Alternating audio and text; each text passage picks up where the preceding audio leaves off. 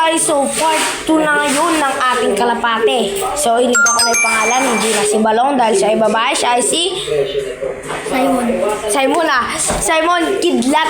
Simon ka dyan. Ito nga pala si Juan.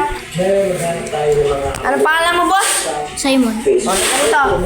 So ipapakita namin ngayon si Kidlat. So videoan mo ko yun. Wait lang guys. So wait lang guys, wait lang. So yun lang, bye. So guys, ito na si Kidlat. So dito tayo. So yan, so papakita ko sa inyo kung gaano kaba yung ano. Grabe guys, may dalawa pang singsing. So tingnan natin kung gaano siya lipad. So let's go. Tingnan natin kung paano siya lumipad. Babae yan. Oo nga, babae nga. Sinabi mo. Kidlat. Kidlat.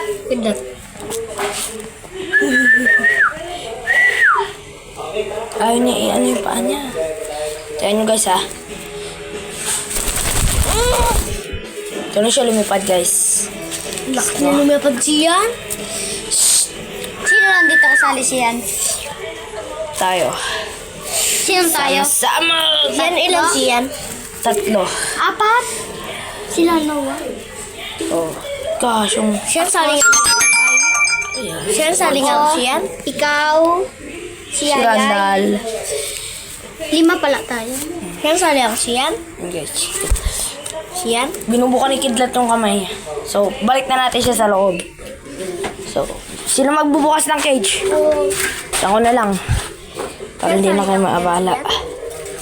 Oh, nasugat ako. Sakit. Nag-upgrade na rin tayo ng pagkain ni Kidlat at yung kanyang... Saan galing ng pagkain niya? Tapos, yan. Saan galing ng pagkain niya?